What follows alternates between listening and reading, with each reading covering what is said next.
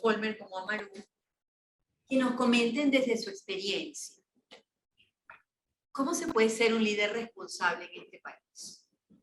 ¿Qué significa, qué retos supone el ser un líder responsable en este país? Mira, aquí está. Adelante. Mucho darle la espalda a los demás, pero, Si quieres se levanta. bueno. Ven aquí al ruedo. Mira, 5 minutos, ¿no? ¿Sí? Sí.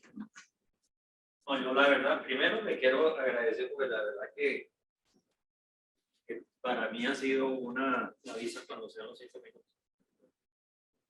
Ha sido oírlo a ustedes una magnífica experiencia. Y no lo digo por cumplir, lo digo porque de verdad que ha sido enriquecedor para mí. Yo tengo aquí notas para hablar media hora o una hora de cosas que fueron saliendo en la conversación. Pero me voy a centrar probablemente en dos. Hay una que, tú sabes, cuando yo veía ahí liderazgo y seguidores, no me gustó la palabra seguidor. Me gusta el liderazgo y acompañantes. Porque seguidores le da en los círculos concéntricos, eso es el de abajo, es el líder autoritario y lo demás. Los acompañantes los veo más en el otro que está arriba. Entonces, yo creo que un líder de verdad, debe tender, más que tener seguidores, a tener acompañantes. Y dentro de la compañía es mucho más fácil la movilidad de ese liderazgo de una persona. Simplemente algo que me surgió de la presentación que hoy.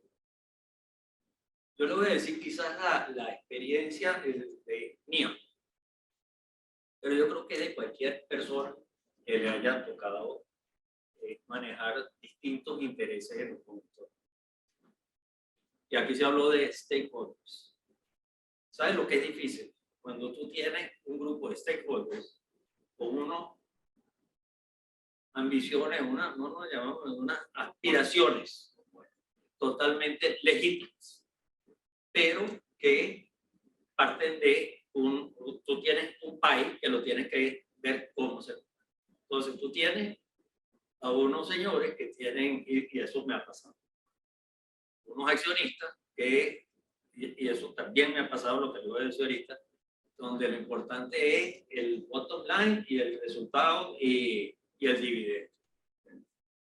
Es una aspiración, pero aquí hay otra gente que también juega. Entonces tienes por otro lado la gente con la cual tú estás trabajando y estás haciendo la empresa. Deben de ser remuneradas adecuadamente, deben de tener atención, cosas, es decir, deben vivir dignas. Por otra parte, tú tienes a un señor que es un cliente de cualquier cosa que tú te das, un servicio, un producto, lo que sea, y lo que quiere es que se lo des en calidad y a un precio razonable. Entonces tienes allí tienes a un suplidor que te está dando una serie de insumos o de servicios que tú los ensamblas y los conviertes en un servicio con lo que quiera que sea, dependiendo de la actividad. Y también tienes una comunidad. Y tienes una comunidad donde tú estás, que o es San Bernardino, o es San Mateo, o es Venezuela. Porque dependiendo de con qué visión tú lo veas. Entonces, para mí, uno de los retos más, y tienes al Estado, porque también a ellos le están pagando sus impuestos. Y legítimamente, porque yo creo que eso es algo que es una obligación de una. Entonces, para mí, ese liderazgo responsable empieza por entender cómo haces tú para administrar, para ver cómo repartes eso de la forma más equitativa posible. Nadie tiene la verdad. Nadie tiene la verdad. Entonces, eso es algo que yo me lo encontré temprano en mi carrera y sigo en eso. Como me voy a retirar pronto, que se llama. Pero yo se lo digo porque yo creo que eso de liderazgo responsable empieza en eso. La otra cosa es, otra anotación que dice es que la persona no es divisible. Una persona, cada uno de nosotros es una persona. Que tenemos distintos roles, podemos tener cada uno de nosotros, y de hecho lo tenemos, distintos roles los tenemos, pero como personas son muy difíciles. A mí esa parte donde se habló de que la gente tiene que ser buena, miren, eso es la verdad más verdadera de eso.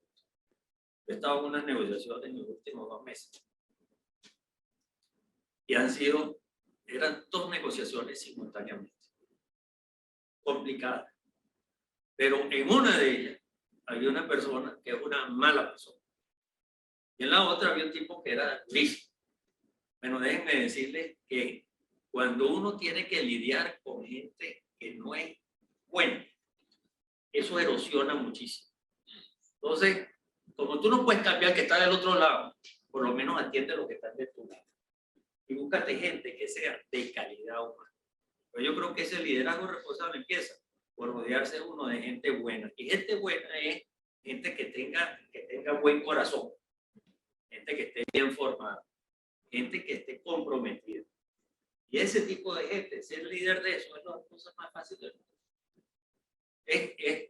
Si uno busca gente que es mejor que uno, en un momento dado que tú tengas que ejercer un rol, es facilísimo.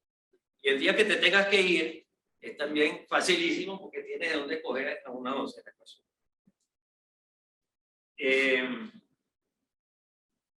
Voy de los 5 minutos. Está bien, está bien. Hay otro temita y ya no lo fastidio, que también salió allí. Hay un profesor que se llama Isaac Adices.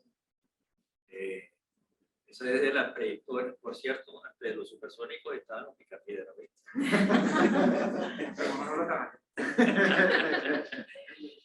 Isaac Adices. Y una de las cosas que hablaba era de que para que las cosas sucedieran, él ponía como 3 círculos. Uno era autoridad, otro era poder y otro era influencia. Y entonces él decía que para que una cosa sucediera en una comunidad, cualquiera que ella fuera, tú tenías que ver cómo tú montabas esos círculos y los ibas uniendo. Y aquí en el espacio donde se unían los 3, ahí era donde uno podía. Y una de las cosas que yo estoy convencido es que el liderazgo no es un título.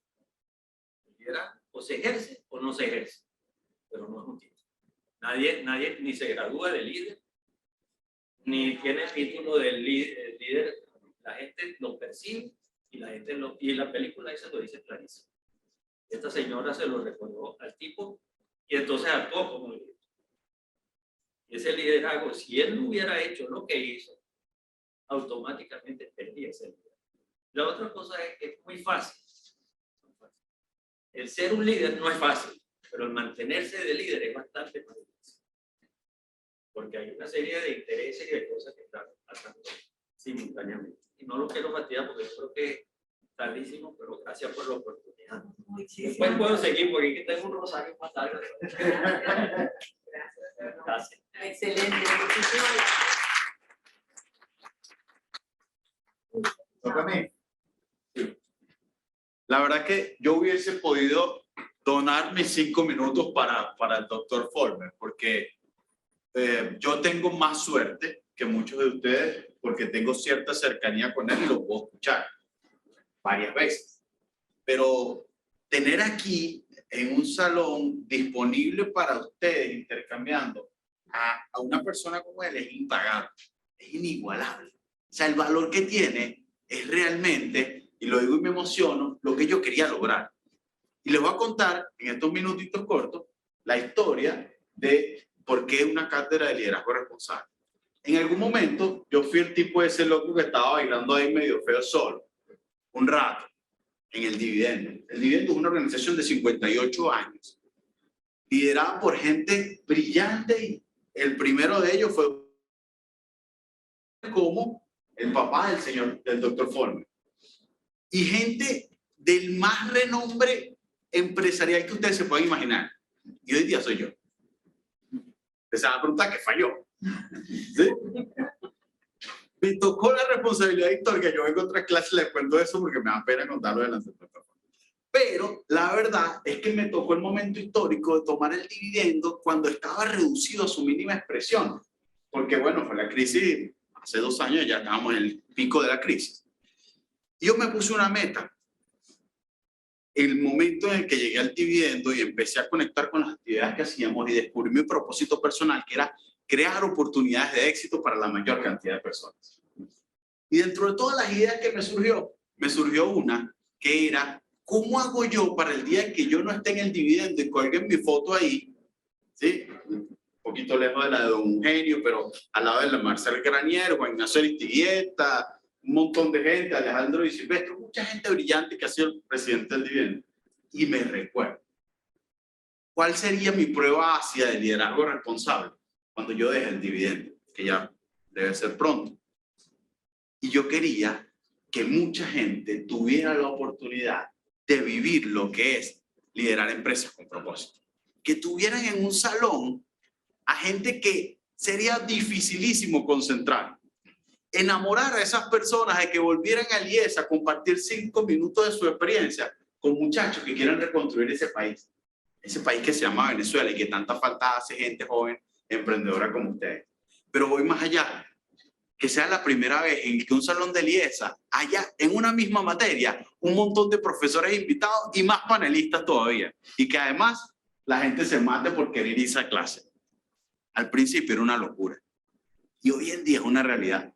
Pero le voy a poner otro poquito más. Que fuera posible que gente que no podía estudiar en el IESA, porque realmente el IESA es difícil de entrar, es súper exigente, es costoso, no todo el mundo puede estar aquí. Pero gente que no estuviera incluida en una maestría pudiese tener la oportunidad. Eso es democratizar el conocimiento de gente tan brillante y admirable como ellos. Y eso es lo que yo soñé. Y hoy es verdad que me emociona demasiado. Porque veo este chamito ahí, que no es alumno del IESA, está aquí adentro. Y lo veo a usted, que está emocionadísimo por escucharlo a él. Y digo, pana, lo logré. Era una locura. Y le voy a decir la última, que fue la que me hizo emocionarme más. Cuando yo estuve en el IESA 2007, tenía recursos, era impagable el IESA, era imposible esto. Y alguien me dijo que había becas. Pero la beca era no está fácil, ¿sí? Pero habían créditos. Y había un banco que daba créditos para estudiar aquí. El mercantil. ¿Y quién es el presidente del Banco Mercantil y su familia dueños?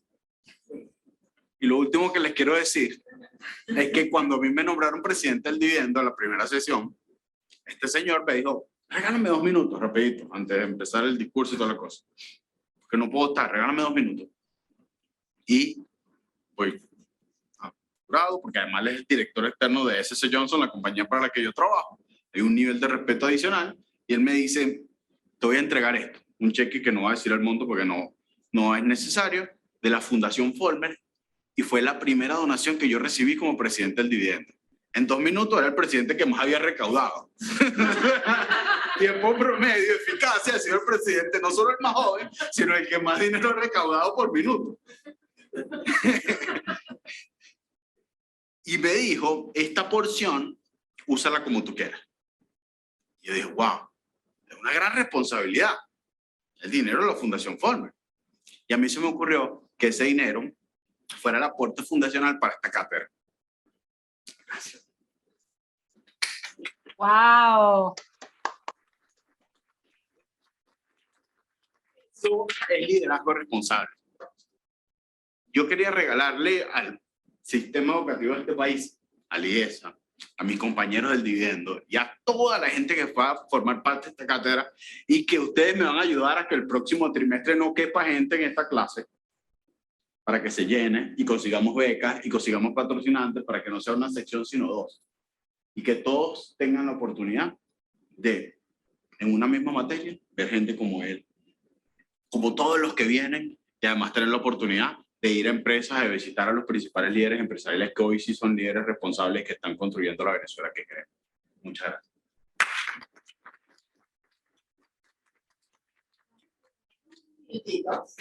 Para conversar con ellos. Entonces, preguntas que tengan, tanto quienes están en este salón como los que están conectados, que también están en este salón. pero por vía de internet. ¿Alguna pregunta que quieran hacer? Las difíciles para Maru. ¿Hay alguna mano levantada? No, ahora no. Yo levanto la mano porque yo estoy loca por hacer una pregunta. Una de las principales creencias que a mí me parecen terribles y que he conseguido muchísimo en todo este tiempo que he estado dando clases, doy clases en la Universidad Católica hace 28 años, es que hay una asociación entre si te portas bien, quiebras. Si te portas bien, te va mal. Si te portas bien, serás pobre. Y lo que yo he visto es todo lo contrario. El que se porta bien y además sabe hacer negocio, resulta que esas empresas son las que duran mucho tiempo. Y yo quería preguntarles a ustedes dos, porque en el caso de ustedes dos, tanto Banco Mercantil como S.C. Johnson, son compañías de casi 100 años. ¿Cómo ven ustedes eso? ¿Realmente portarse bien da rédito? Mira, yo creo que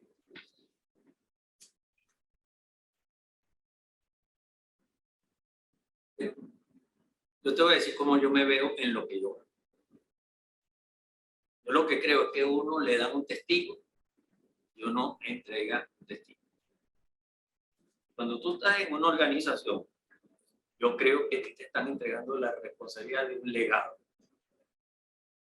Y si tú lo ves así con una visión a largo plazo, donde tú, los que vinieron antes, construyeron y tú no llegas a desbaratar lo que tú. Y tienes que adaptarte a los cambios que estábamos oyendo ahorita. Por supuesto que tienes que cambiar, porque si no cambias, no llegas a los 100 años. Pero no es desbaratando lo que había, sino es construyendo sobre lo que había. Yo creo que la visión, por lo menos que yo tengo, es que uno tiene que asumir la responsabilidad de llevar esto desde el año pum hasta el año pum.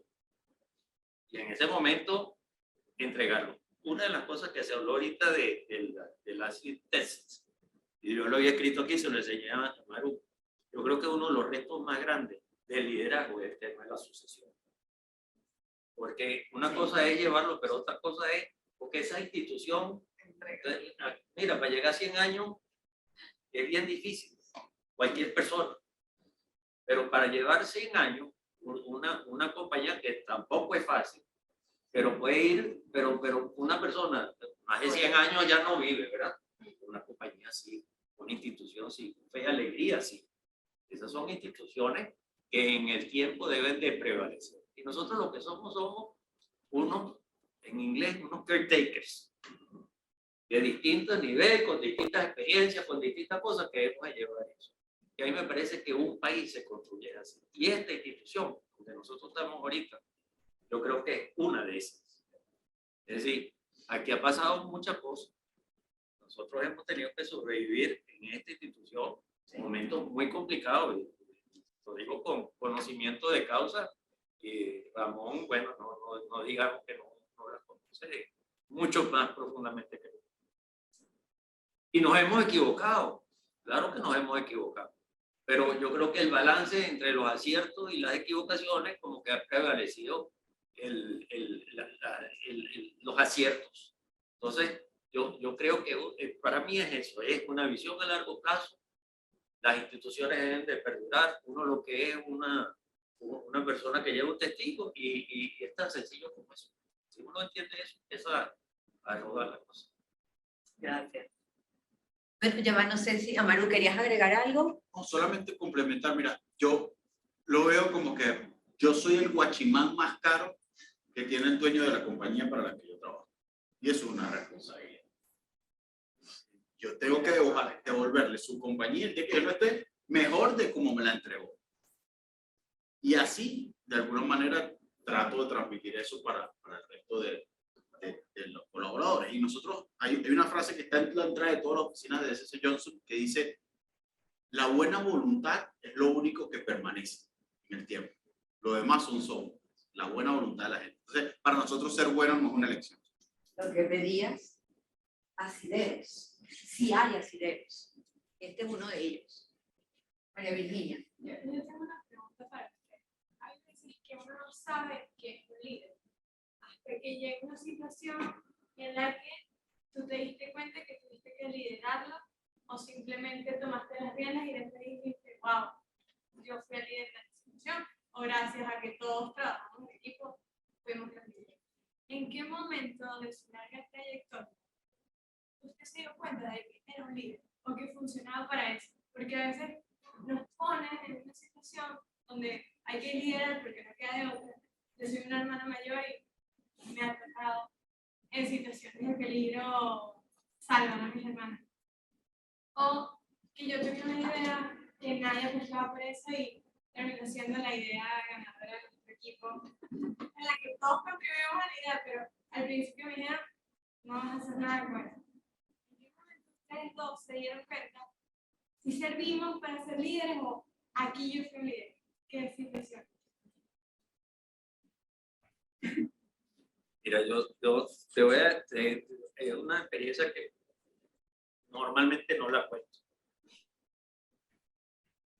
En el año 83, y en ese momento yo tenía 32 años, si quieres sacar la cuenta de cuánto tengo ahorita, no es tan difícil. Vino toda la crisis de la primera vez que se devaluó. Y entonces, mi papá, yo estaba en la parte de los negocios familiares, azúcar, industria, cosas de eso. Estaba vinculado con el banco, pero como externo, totalmente externo. Ese es otro puesto que también es puesto. Pero en el año 83, nosotros teníamos la banca en Venezuela era muy limitada. Cualquier negocio de cierto tamaño tenía deuda en bolívares y tenía deuda en dólares. Resulta que de un día para otro, las ventas con la devaluación se cayeron a la mitad. Y la deuda que tenías en dólares se multiplicó por. Eso le pasó a compañías tan bien manejadas como la Electricidad de Caracas, porque no tenía acción. Y a otras empresas de un tamaño bastante más pequeño le pasó igualmente. Pero nosotros teníamos en ese momento una deuda sustancial. Nosotros en ese momento no teníamos ni una sola deuda que tuviera garantía real. La daban con la credibilidad. Entonces, había unos señores tesoreros que hicieron y tal, y a mí no me gustó mucho cómo fue la noche. Entonces yo me metí. Me metí porque lo que está en juego era el nombre de mi familia. Y le dije a papá, mira, yo me voy a meter en esto. Y lo único que me dijo es, mira, pero cuando yo te digo para, me lo dijo con otra palabra un poco obscena que no voy a decir. Pero fue así. Entonces yo me fui a hablar con cada uno de los bancos aquí en Venezuela. Me fui a hablar con bancos para que más o menos se dejen. Yo fui a Miami, fui a Nueva York, fui a Filadelfia, fui a Chicago, fui a Carolina del Norte. ¿Ya? Había dos bancos que no le debíamos nada. El Banco de Sangre y el Banco del Libro. Todo lo demás. Entonces, a mí me tocó, no, me tocó. A lo mejor fue que me tocó, lo asumí, yo no sé. Pero en ese momento yo me metí de cabeza para resolver ese problema. Y bueno, refinanciamos toda la deuda y pagamos hasta el último centavo. Eso sí, yo lo que le decía a los banqueros, les decía, mire, yo lo que necesito es tiempo. Sí, pero que no se ¿cómo no? Y además estoy dispuesto a darle garantía. Si usted no tiene garantía ahorita, estamos dispuestos a darle garantía, pero así fue. Y entonces, un año después, de hecho, 10 meses después, me nombraron jefe ejecutivo de esa empresa. Y estuve en esa posición hasta que me fui al mercado. Pero yo diría que ahí fue un momento. Y déjame decirte una cosa. Yo asumí esa responsabilidad, pero yo me rodeé, lo que dije ahorita, de gente muy buena, gente competente, gente que estuvo y de verdad trabajamos en un equipo. Yo soy... ¿Ustedes conocen algún maestro de música? ¿Alguien dijo que era música? Alba. Okay. Soy. Ok. Todos estos grandes son grandes directores, pero también en donde toca, en la Filarmónica de Berlín, en los Ceros de Londres, en aquí con los venezolanos y tal. Nadie se va a dirigir a un grupito, pues que vayan a enseñarles, pero siempre tienen unos músicos de primera. Entonces, y eso es lo que eso es así. Cualquier director de algo tiene que rodarse de lo. ¿Alguna otra pregunta? ¿Tenemos alguna por allí? Yo tengo una pregunta. Adelante. Tiene que ver un poco también con lo que preguntaba de Virginia, pero más hacia adelante, y también quisiera saber si es posible que usted habla mucho de legado y de esto que le está dejando la compañía, y el pensar en largo plazo es mantener ese legado vigente la mayor cantidad de tiempo posible. Es posible que usted pueda poner ese legado en palabras, o sea, ¿qué significa para usted legado en el caso de la organización en la que trabaja en este momento, para la que trabaja? Y lo otro es, siendo usted una persona que le tocó liderar, o sea, alguien lo escogió para que hiciera en ese momento esa acción. A usted en algún momento le va a tocar algo un poquito más difícil, le va a tocar escoger quién va a dirigir el banco. Entonces, tomando en cuenta que a usted ya le pasó y tomando en cuenta la posición en la que está, ¿qué es lo que usted, por ejemplo, busca en un buen líder para poder, digamos, dejar la batuta en esto? Mira, ya yo esa experiencia la tuve cuando yo me fui, yo era jefe ejecutivo de unos negocios industriales, y en un momento dado, la persona que estaba en el banco, yo que se iba, y entonces me invitaron, me dijeron a ver si yo estaba dispuesto a hacer eso. Y en ese momento, el negocio familiar nuestro siempre había sido dirigido por alguien de la familia. La persona que yo pensaba que era nieto de Gumercito Torres. El que es CEO hoy día de ese grupo de empresas es nieto de este Gumercito Torres que vimos ahorita, que estaba explicándonos Ramón, de ese señor, el contralor serio. Bueno, ese es el que entonces, ya yo pasé por ese proceso una vez. Y déjame decirte que cuando yo lo planteé, hubo alguna persona de bueno, pero ese no es de la familia y demás. Y yo creo que fue bueno que se levantara el punto, por eso me dio espacio para poder hablar, y entonces me voy a la primera, ¿qué significa legado? Es decir, es más importante que esas instituciones sigan en el tiempo a que sea el hijo mío o el primo del hermano del otro. Es decir, yo lo que creo es que uno tiene que buscar una persona. Y este señor que está hoy día de CEO ahí, por pura casualidad, él salió de la católica y estaba un primo de él, era muy amigo mío, le dije, mira, estoy buscando a alguien para que me trabaje conmigo, pues. Oye, pero tiene que ser alguien que entienda de contabilidad y tal, y no sé cuánto. Mira, yo no debería decírtelo, pero hay un primo mío que está saliendo. Y hay una anécdota muy divertida de él, que estaba en una reunión así como esta probablemente, y entonces le dijeron que cómo comparaba a su jefe y tal, y no sé cuánto. Cuando le tocó a él dice que no sé. Bueno, ¿cómo vas a ver? Le digo, no,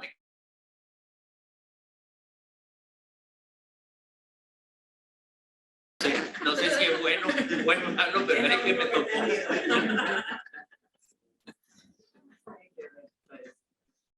¿Alguna otra pregunta? Nos pasamos el tiempo, Yo pero no quiero adelante. solamente agradecer que el universo es de verdad tan abundante y maravilloso. Mi mamá trabajó 32 años en mercantil. Y en Valencia, nosotros somos de Valencia.